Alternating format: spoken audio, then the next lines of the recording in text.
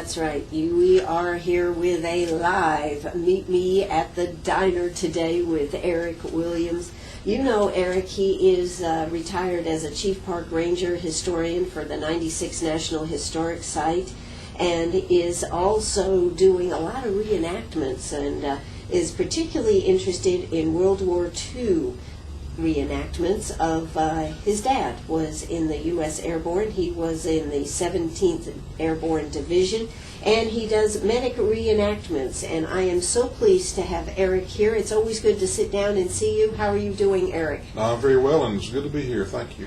Yes, and for those of you that go and check out the video that will be posted on YouTube, you will have a treat because you will see Eric dressed in full World War II garb, and he even has the medic helmet here with us, and if you look on Facebook, you'll see me sporting the helmet. God, Eric, how much does this helmet weigh? I mean, it's very heavy. Yeah, that's got to weigh about 3 or 4 pounds at least. God, I think it's about 20. Feels that way anyways, but this is what they actually wore during World War II. So what made you get interested in World War II specifically? Because you used to do reenactments, or do you still do them of the Civil War and out there at 96 Historic Park? Yeah, I've been a reenactor for years, so about 35 years, and have done Revolutionary War reenacting, and currently do a surgeon with the Revolutionary War time period, and have some instruments. I kind of like the medical theme, as you can tell from here today too. But my dad was in World War II, and he didn't talk much about it like a lot of veterans that saw combat. They don't talk a lot about it. Some will, but most won't. Right.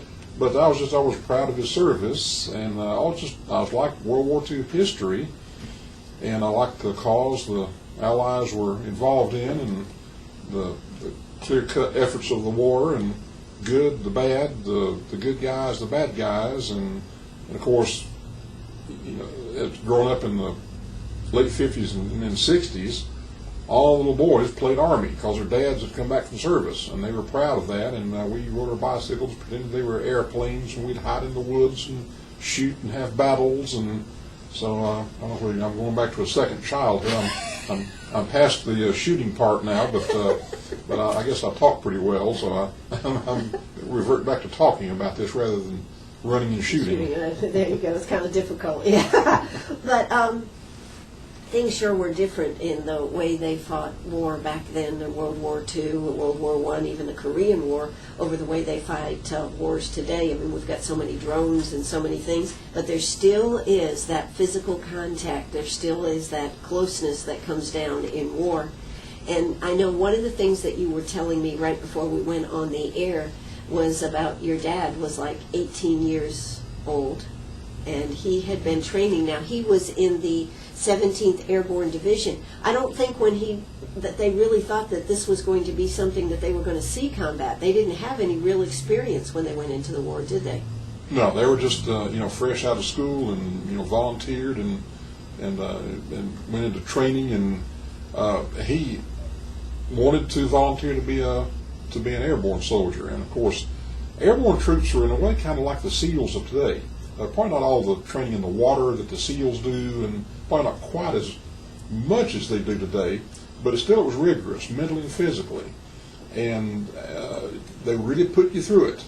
I mean, there was a 5-mile run before breakfast in airborne training. You mean you didn't get to eat something first to fuel that engine?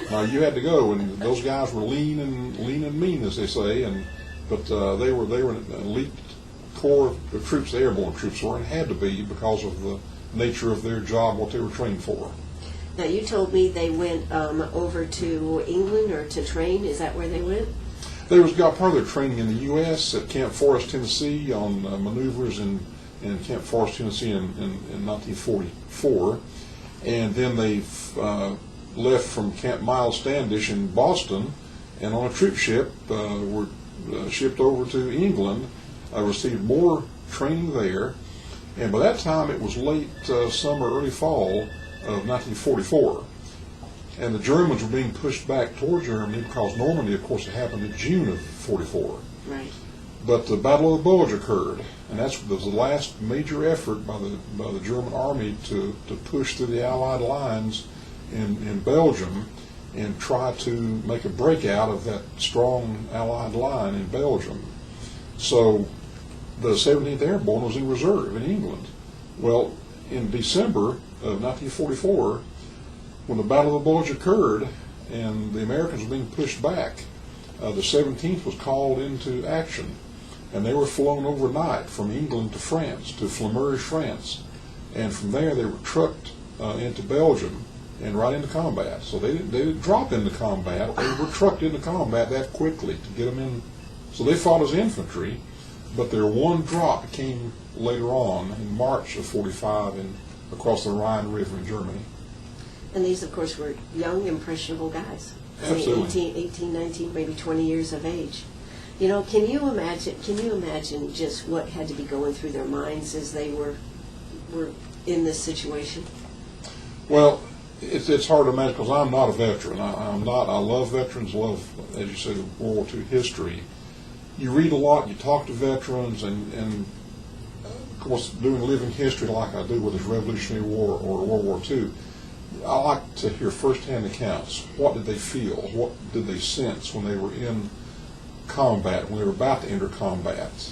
And it runs a whole menagerie, but a lot of fear. Oftentimes when airborne troops were being flown into combat on the C-47 airplanes during World War II, they would get sick. They'd throw up on the plane just because of air sickness, because of fear. Nerves, absolutely, yeah. Nerves. Sure. Yeah, a lot of them, would occasionally would freeze up and couldn't jump because be pushed. They had to be pushed. Yeah. Yeah, that happened. I won't say frequently, but occasionally. Well, you can Now, understand training, that. Yeah. Absolutely. In training, when that happened, they'd take that soldier and usually take him out of training because they didn't want that fear to spread to the other soldiers. And it's not a natural thing to jump from an airplane. It's not a natural thing? They had to overcome that fear. Absolutely. Wow. Well, we are going to be talking about some of the medic type things that were used back in World War II. And we are here with Eric Williams, and I am so pleased to be able to bring this show to you today. You know, last Friday we had a whole salute to our veterans, and of course one of the things that was going on last week was honor flights up to Washington, D.C. Eric happened to be on the ground right up there at Greenville-Spartanburg Airport. He's going to tell us some about the honor flights. We're going to talk more about what happened in World War II and see if we can get a real feel for it. Hey, if you've got a question for us, don't hesitate to call us, 229-7984. That's 229-7984. We're going to hear a word from our sponsors, and we'll be right back. Oh, that's right, and we are back here at Sharp Facets Gallery on the 72 Bypass. We're having an excellent conversation with Eric Williams. He, of course, is a retired Chief Park Ranger historian from the 96 National Historic Site, which is how I got to know Eric. And one of the things I always enjoyed, Eric, was the reenactments that you had over there. And, of course, they continue to expand and do a great job over there at the 96 Historic Site.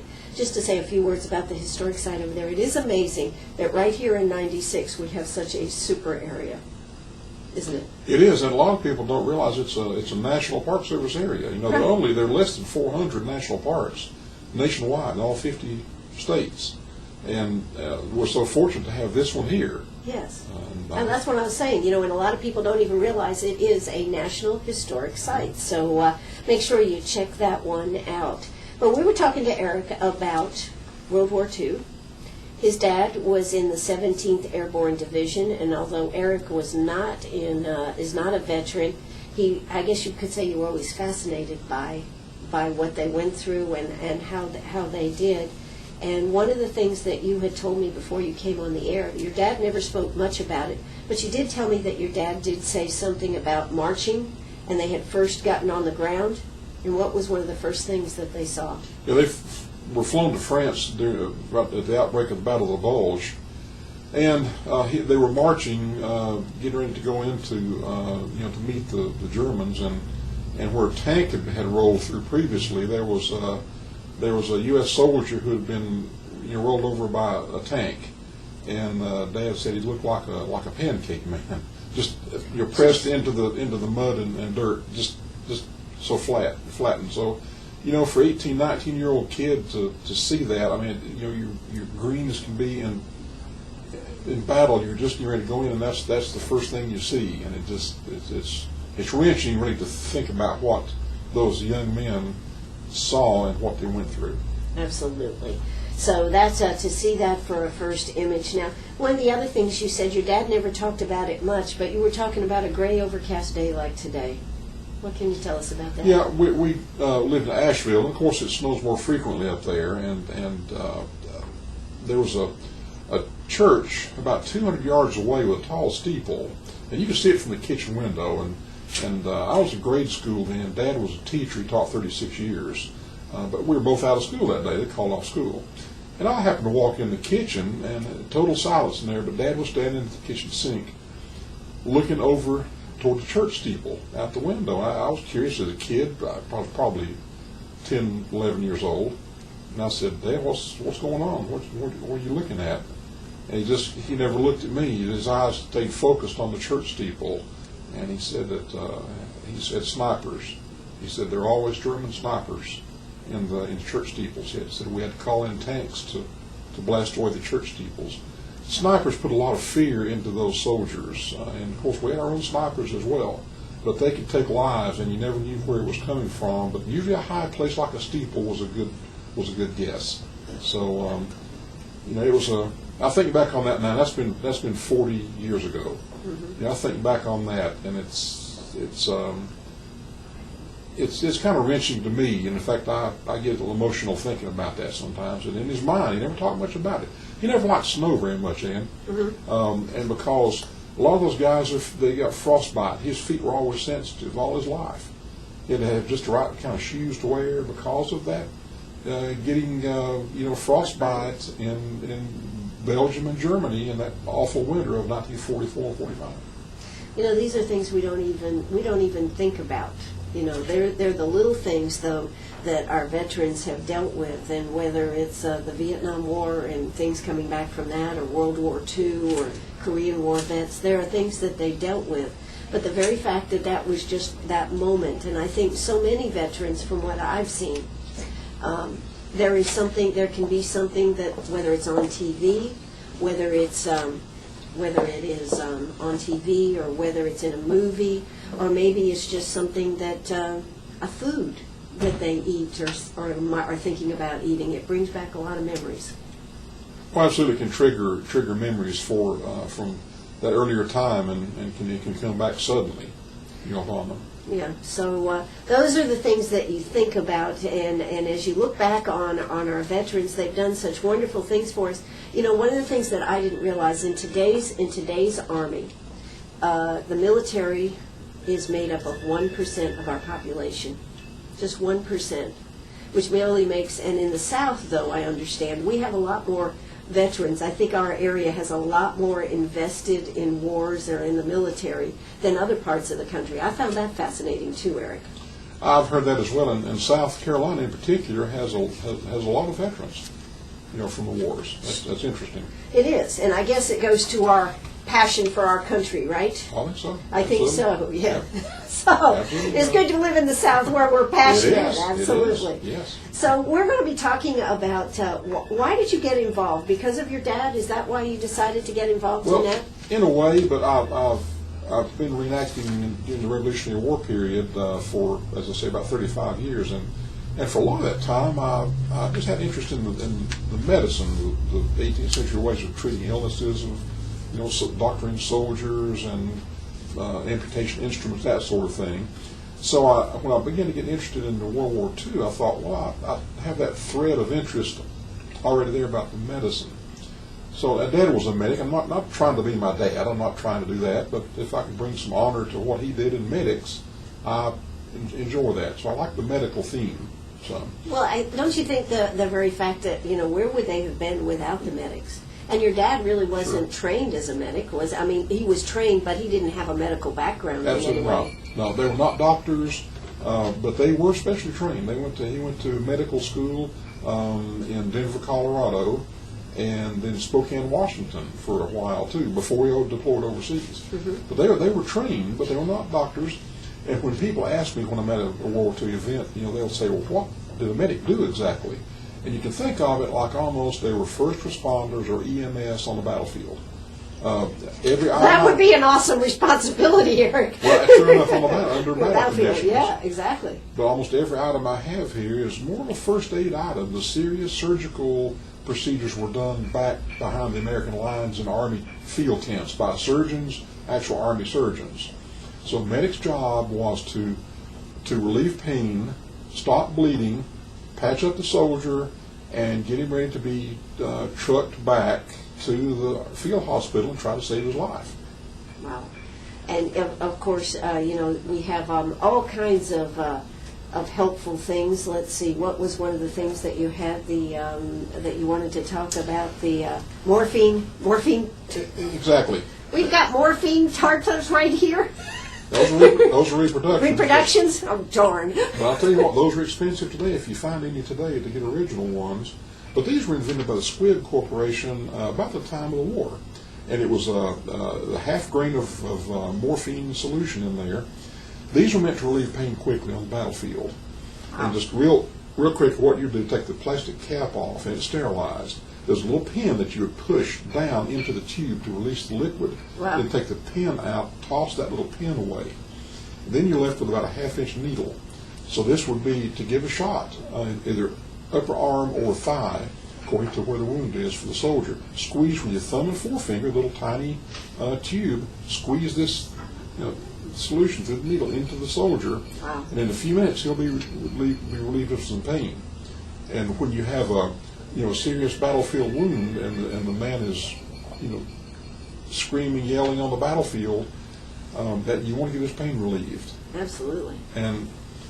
But the medic was, as I said, was a first responder, and your clarion call would be medic.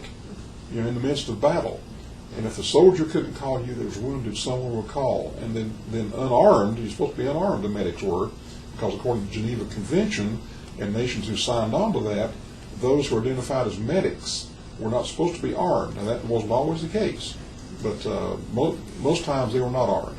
So you weren't supposed to shoot at medics either. They're just trying to save a life. Sure. And there are a lot of cases too of U.S. soldiers assisting German soldiers after a battle, in the interest of humanity. So medics would be helping German soldiers. Absolutely. Yeah. And it happened the opposite way too. Germans helped American soldiers as well. So it's one of those oddities of war. You think you're trying to kill your enemy, but yet you will help preserve his life after a battle. So it's kind of a paradox in a way. That is kind of a paradox when annihilation was really Yes. what you were trying to do in wars then. Now I don't think that's what we try to do, annihilate, but in that period of time that was what we were trying to do. Very interesting. Sure. But yeah, the morphine syringes were great items. That was probably one Sounds like they'd be great items today, Eric. Well, that was a good one. And another good one was the sulfa powders. Sulfanilamide powder. This was sprinkled on an open wound. It would help to some degree to assist with coagulating the blood to help bleeding. Made it stop infection. There's a great scene in Private Ryan. It's kind of a wrenching scene of when one of the soldiers has a stomach is shot away, and he's really in bad shape. I don't think he makes it, if I remember right. But a couple of soldiers, have these, and they sprinkle on his wound, and you see it happening. That was done a lot. But those were good items that a medic had to use. Wow. And so they were trained to do this. They learned how to handle this. There's a lot more things here that we're going to be talking about. Hey, you got to stay right with us right here on WLMA 1350 AM. That's right. It is time for South Carolina News. A word from our sponsors. If you've got a question for Eric, don't hesitate to give us a call. 229-7984. That's 229-7984. That's right. I do believe we're back right here at Sharp Facets Gallery. I am talking with Eric Williams here today. And let me tell you, to wear one of these helmets is just unbelievable. Eric, I mean, I've just put this helmet on. If you go to watch the video, folks, you'll see me with a medic helmet on here. But this thing is so heavy. And you were telling me they actually jumped out of planes with these on, not only the medics, but all the guys jumping out? Oh, they did, absolutely. They did. If they ever jumped into combat, that was their head protection there, and it is quite heavy. There's a liner under it, and it's strapped tightly to they call it the shell. Right. The but steel shell. It's really unbelievable what they went through to jump. And then you were telling me when they jumped out of the plane for combat now, one of the things that they had to deal with was what? You said the blowback or something from jumping?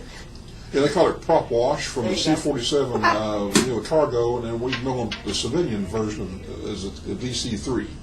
A civilian airliner used to be, but they converted them in World War II. I call them C-47s, and they seated a whole platoon of airborne troops. And when they would jump out the left side of the plane, out the cargo door, the prop wash or the turbulence from those huge propellers would just turn the airborne troops upside down and all around before they righted themselves with a parachute and floated down to the ground.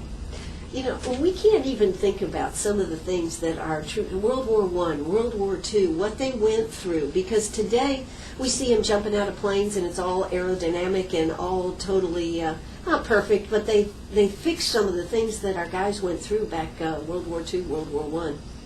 It's amazing, isn't it? It is amazing. It is different. Some things are similar, but a lot is different. You know, they jump out of the back of the plane now, so it's probably a safer jump altogether than it was during World War II. Sure, and of course some of those cargo planes even drop equipment, tanks and everything else, don't they? Absolutely. On TV sometimes you see them like pushing tanks out, and it's just amazing to me how they can do that. Those huge transport planes, much larger than the C-47s. It is pretty amazing. It is. Now, one of the things we wanted to talk about was you said that bag right there. A medic in the airborne would have just a small bag like that, and everything that they had and a lot of what you have here on the table would all fit in that one bag. That's amazing. They were specified strictly what a paratrooper medic was supposed to carry. I have the list at home, but I've assembled my gear according to that list. Mm-hmm. But everything you see here, bandages, morphine syringe, safety pins, emergency medical tag booklet, all these items, the surgical instruments, all would fit inside the bag and were supposed to fit in there. And the nature, of course, the airborne troops were that they already had a lot of equipment anyway. They had a spare parachute in the front at the chest and strapped on there, but they couldn't carry a lot more than they had. Because they were jumping out of planes. After jumping out of planes, exactly. But the infantry soldiers, U.S. infantry soldiers, had 2 of these bags specified for them with even more medic gear. But the airborne troops were a little bit more streamlined for what they carried. And you told me that quite often they would carry 2, one on either side, small bags like that. The airborne would. Is that correct? Well, the infantry soldiers were specified too. But then, oh, okay. Yeah, but the airborne troops would carry one bag mm-hmm. On the left side. But the infantry soldiers, the U.S. soldier, would have 2 of these on each side of them. Wow. Yeah. So, but even what was this called? This is what we call a Band-Aid. A Band-Aid today. What was this called? Adhesive strips. Adhesive strips, and these are original. These aren't reproductions. Yeah, is that right? They're in the package. They're right 1940s vintage adhesive strips. Now, I bet it takes quite a bit to put a pack like this together. I mean, to work on this and find original. I'm sure you can find reproductions, just like you were telling me that these were the bottles here. Are they reproductions or? The bottles are original. Those are like early plastic. They're like Bakelite. Yeah. And those are kind of hard to find today, but those were there were 6 types of pills specified for airborne troops to carry, and those are the types of labels indicate there. For things like headaches, even for simple. I thought the last one was interesting, the laxative one. Well, absolutely. Yes, true. Well, that Well, happens. you got to think about that. Being in foxholes and being like that, you could have a problem, couldn't yeah, you? absolutely. Oh, yes. Oh, Yeah. yes. And yet it was a medic that was dispensing all this stuff. That's what I find totally fascinating, because you always think, well, it would just be a doctor. But these were guys that were trained, but still they were not doctors. They were not nurses. They were the medics that were trained. That's true. They're almost like first responders on the battlefield. First aid. These are all pretty much for first aid, what you see. The more serious surgery was done behind the lines by Army surgeons who were actual doctors who would actually do the operations. But the medics were kind of the unsung heroes, really, of the war, because when those young soldiers were wounded out there, a lot of them called for their mamas, and a lot of them called for medics to come up and help them. Now, one of the things you did say was that when it was a medic that was out there, they weren't supposed to be armed, and you were saying that they would help either side, that quite often they would help either side if somebody was wounded. I find that's interesting, too. Yeah, that's true. In fact, my mom tells a story that Dad had related to her after the war. They were married in 1946, but in the occupation of Germany in the summer of 1945, the 17th Airborne was given occupation duties, of course, keeping kind of law and order in the German society. But Dad and one of his medic buddies actually helped with the childbirth of a German woman. And he'd never done that before. But He's never birthed no babies. Never birthed no babies, but he did then. And just the interest of, again, assisting humanity, and that was part of his job, and he did it. One of the stories that Jeff, actually, my husband, tells is about being in Vietnam, or maybe it was in the Philippines, and they thought if it was an American soldier, they were a doctor, and they knew how to birth those babies and this type of thing. And Jeff goes, they'd come, and he'd just go, no, not me. So interesting stuff. But it has to be difficult to put together all these things and to find them. Original stuff that's interesting that it's still out there and you can find it, and it's not just in a museum. No, absolutely. And in fact, there was, of course, for a 4-year war, which World War II was, there was a lot produced. 16 million men and women, and you had to, the companies were contracted through the government, to produce medic items or armaments or whatever. And there's a lot still around. You'd be surprised. And eBay's a great source. There are a lot of collectors. Sometimes they have excess items, and I've had friends give things to me that say, here, you might want to take this. I don't need this anymore. In fact, last weekend I was up in Greensboro. They had at the Guilford Courthouse National Park up there, they have a timeline event of American history, American military history. And I came as my World War II medic. But a friend of mine gave me, this is an original packet of, it's 1 ounce of absorbent cotton in kind of Army drab paper here, from New Aseptic Laboratories, Columbia, South Carolina. How about that? So that caught my eye. I was real glad to get that. But he said he had that stuck back, and he thought I might like it. So that's great stuff for me. It is, and it is amazing the whole effort. The difference, I think, in World War II versus what we deal with today. World War II, the whole country was involved, wasn't it? So that's interesting. Absolutely That back in down there from Colombia, here was something being manufactured right there in Colombia. Absolutely, so, sure. And today it's more. It's not really a world, a United States war that everybody is involved.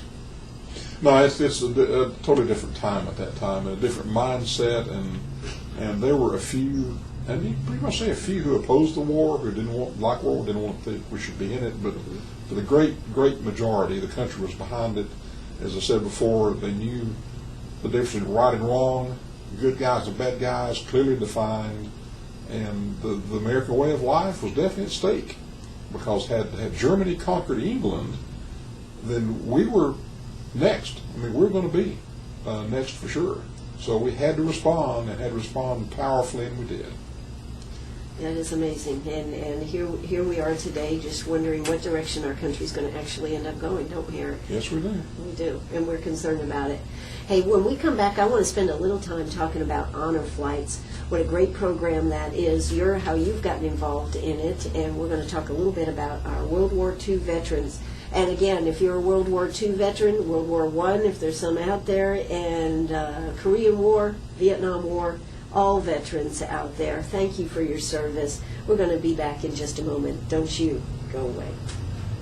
Oh, that's right. We are right back here at Sharp Facets Gallery. Hey, you know, one thing I do want to tell you before we get back to talking to Eric here as to what is going on with honor flights and whatnot, I want to talk a little bit, just for a second, about the price of gold right now. Let me tell you, the price of gold is, I don't know, is it up, is it down? Hey, I am not really sure, but I'm going to tell you right now, I should have had this ready when we came up, but I didn't, so we're going to find out just a minute here.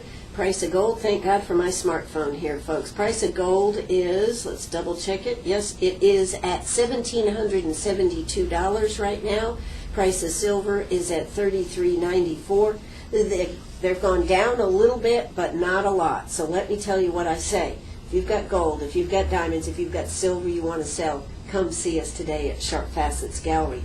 The reason that I say this is because you never know what way it's going to go, but right now it is trending down a little bit, so take advantage of the high price, $1,772 for gold. Gosh, what was gold back in World War II? What was it, $35 an ounce maybe? Probably something like that. Yeah. Up until 1965, I believe it was, gold stayed steady, and probably Jeff will come correct me on this, but gold stayed steady at about $35 an ounce, and then of course at that point we actually went off the gold standard and the price of gold started fluctuating. But $1,772, come see us today. What makes Sharp Facets so special about buying gold is that we pay for your jewelry. So if you have diamonds in the ring, we're going to pay for that. If it's in good condition, I'm going to pay you more. If it's in scrap condition, I'm going to play you the most around. So come see us today at Sharp Facets. Got a question? Give us a call, 229-6613. Well, I had a call from Jimmy Jarvis. All World War I veterans are dead, Ann. Thanks, Jimmy. Thank you for telling me that. I appreciate it very much. And World War II veterans are dying very, very fast. And of course, the Korean War, I understand you were a medic in Korea, and we thank you for your service, Jimmy Jarvis. In fact, we thank all of our veterans for our service. We don't, on a day-to-day basis, I'm not sure it's something that crosses our mind unless we have somebody that's involved in the service. But one of the things that I heard on Veterans Day that I thought was very meaningful is we should not just say thank you on Veterans Day. It's something we need to think about, and we need to make it easier for our veterans today to get the services that they need and should get. And that's why I am so excited about what they're doing down there at the Adjutant General's office. We had General Livingston on. They are trying to set up a one-stop shop for all of our military, particularly National Guard, although any veteran can call, to get them the services, whether they are nonprofit or government services. Isn't that terrific? Absolutely, it's wonderful. Yes. Yes, it is. And if you'd like that telephone number to give them a call, the number is 803-806-1461. That's 803-806-1461. So whether it's Wounded Warriors or a governmental service or any of these organizations that are out there to help veterans, they have all been put together. This would also be the number to call if you would like to hire veterans who are coming home. Give them a call if you've got a position open, 803-806-1461.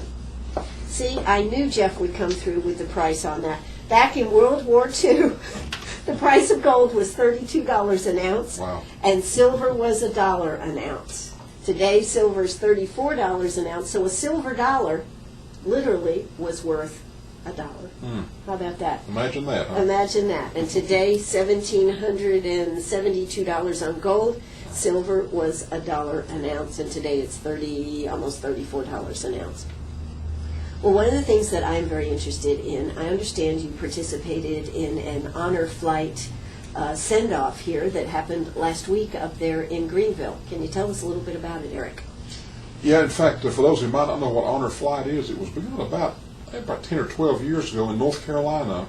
It has grown nationwide. It's an effort to, for one day, to honor the World War II veterans who were physically able to make the trip to Washington to view their memorial up there. Of course, the memorial's pretty new. It's only been there about 7 or 8 years or so.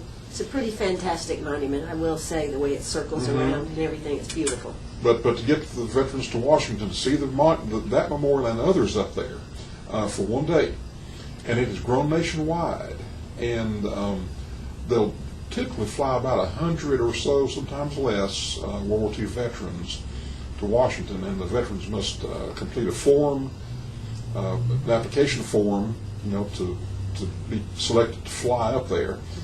It's no cost to them, it's for the day, and no cost to the veterans.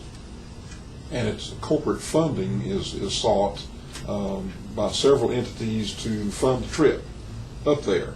So honor flights happen from, the one I'm involved with is Honor Flight Upstate, and honorflightupstate.com can be seen on the web and get information and applications from there as well. In fact, when I was up there last week, someone came up to me and said, "Hello there, buddy." And it was an old veteran, and it was former Sheriff Giles Daniel of Greenwood County, who was serving aboard the USS Hornet in World War II. Wow. And I had known him for several years through when I worked at the historic site. We'd met before, but he recognized me, and I was surprised to see him. But he had a great trip up there with Honor Flight. That's right. And of course, some of the sponsors for this, Verizon Wireless, Lockheed Martin, and Sphinx, they were actually sponsored last week's flight, which was last Tuesday, a week ago Tuesday. And of course, Senator Lindsey Graham, Representative Trey Gowdy, Jeff Duncan, and Simpsonville Mayor Dennis Waldrop, and the sheriff up there. Several different organizations that are all law enforcement are also involved. So that's terrific that they got involved. Now tell us exactly why are you involved in it? It caught my interest from the beginning. When I first began to hear about Honor Flight years ago, when I still was working with the National Park Service, and I thought that when I retire one day, I'd love to get involved in a worthy cause. Like I can't think of anything more worthy for me to be involved in, and having my interest as I do in veterans in World War II. So I was invited. I made a contact. I was invited to come up with my medic uniform on and my airborne uniform and medic gear to come up and be able to talk with the veterans some prior to them flying that day. And it's about 6:45 in the morning that they begin to come in there with their families and. That's right. You gotta, that's right. Answer the bugle Call of Duty here, yeah. That's right. Okay. So I get to see them then, talk with them some, and then I usually stick around Greenville for the day, go some places, come back about 5 or 6 o'clock. Then people are starting to gather. People, as in family members, interested people who want to honor the veterans. When they come back, it's one of the most special things I've ever seen. Because at GSP Airport, for those who have been there, it takes place next to the baggage claim area where the escalators are. The veterans are brought one by one to the top of the escalators. Wow. And both escalators are actually, they come down from the top. Sure. They change the one that comes down. Each veteran is flanked by by 2 law enforcement officers on each side of him. And when he steps to the top and waves to the crowd just goes crazy. They wave American flags. The high school band plays marching music. America is beautiful. And those, if you could just see their expressions on their faces, the old veterans, their smiles, their grins. Some will give a crisp salute, 70 years ago when they learned how to salute. And it's just one of the most fulfilling things you can imagine. And to realize, too, it's for such a great cause, and that it is a closing door. Because the World War II veterans are dying at about 1,000 a day. 16 million veterans from World War II, U.S. veterans. Now there's about 10% left in the country. So Honor Flight is just the greatest way in the world to honor them, and it is a closing door. In a few years, it won't be happening anymore for the World War II veterans. So right now we have that opportunity, the unique opportunity to honor them, and I want to all that I'm able to. Well, the next time you know about one of these flights, you should give us a call, and we'll make sure to put that out there. So if people would like to make the trip up there and experience this, that would be terrific, Eric. They'd never forget it. You never forget it. it's something that'll stay with you always, and to know that you've done something to honor those guys 65, 70 years ago who were right in the thick of it and doing what they good for the country. Absolutely. And of course they have the upstate one here in Greenville. They have one in Columbia, I think, and one down there in the lower state on the coast. Is that Right, correct? They do. Yes. In fact, I was in Greensboro last week for an event up there, a historical event. I went as my World War II medic impression. But at Triad Airport in Greensboro, they had their last honor flight. The last They had flight. about 5,000 people there at the airport. They told me, I didn't make it up there for it, but friends told me it was absolutely incredible. So many people came for the last honor flight because they've been flying for several years from that area, and apparently they've flown most of the veterans in that area now, so they're going to close down that particular honor flight. So that was done. Well, there you go. You talk about a closing door. There you go. Hey, I am Ann Eller. This is WLMA right here in Greenwood, South Carolina. We're going to stay here just a minute to wrap this up. Eric, I know Honor Flights is such a great organization, and I know this has meant a lot to you. Did you get to talk to any of them after they came back from their flight? When they were coming back? Absolutely, and some are in wheelchairs. I always like to go around and just shake their hands, and they were just absolutely beaming when they come back. And I asked several of them, I said, did you enjoy your day? And it's just fantastic. Everyone's so nice to us. And I said, to one old veteran, I said, well, I said, we appreciate what you did for the country during the war. He said, as a lot of them say, it was a job to do. We had to do it, and it was something we had to do. And another veteran the other day told me after the flight, he said, you know what? He said, really, my experiences in the war shaped my life. Absolutely. He said, it shaped my whole life. My experiences did. And you can see that, how at such a young age, what they went through, served their country, and how it did shape their lives. So, they tell you sometimes about combat they were in, little snippets that you hear from them, because you're wanting to see several, before they get away, after they come back from the flight. Most interesting. I love to hear their stories, and boy, they just love the honor flight, and they think it's just a great program. Well, it certainly is a great program, and it certainly is a great program that we're able to honor our World War II vets. I only hope that at some point we start honoring our Vietnam vets for all that they did for our country. It's way over time for that, and I think Greenwood went a long way by getting the wall that heals back in September. And I was on the honor guard on the Sunday afternoon there for it. Talked to a lot of Vietnam veterans. There were a lot of Vietnam veterans here for it. Some had tears in their eyes, some a lot of pride for what they had done. And one Vietnam veteran told me for the first time in 40 years, he felt like he had been properly thanked for what he had done, and then came back to the country. So it served a great purpose getting that wall here. Absolutely, and we can thank a lot of people for doing that, but we need to thank Kerry Bolt, our Veterans Affairs Officer, because he put the ball in motion and got this thing put together. And of course, I know today Kerry is probably bouncing off the walls over there at the old library, as that will become the new Veterans Center there, and I think that is terrific. Eric, thanks so much for bringing your medic stuff here with us today. I certainly appreciate sitting down and talking to you about medics in World War II. This was part of our veterans celebration that we did last week, and we had to take it over to this week, but thank you so much for coming out today. Absolutely. Just one quick thing that came to mind. Encouraging anyone, particularly those of families of World War II veterans, Korean War, Vietnam, any war. Interview your relative, your friend. If they are willing at all, get them to talk about what they went through. Those are great stories, life-changing stories that they have, particularly World War II, when there's a sense of urgency. Write down what they tell you. And I've been doing that some with a few of my World War II friends, and just trying to get those stories recorded. It's so important, and the time is closing on the World War II veterans. It certainly is, and I think one more point we should make, that a lot of veterans don't like to talk about, shall we say, the gory details of war, but they certainly will tell you stories about things they do want to talk about. Absolutely. I had Marion Sturkey tell me veterans only talk to veterans about some of this stuff, and we can understand that.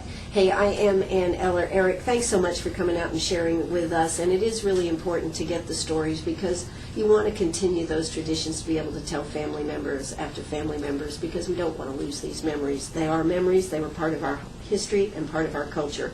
Thanks so much for tuning in today. Thank you, Eric, for being here. Thank you. I enjoyed it. All right. I always enjoy sitting down and talking to you. This is WLMA right here in Greenwood. Bye-bye, everybody.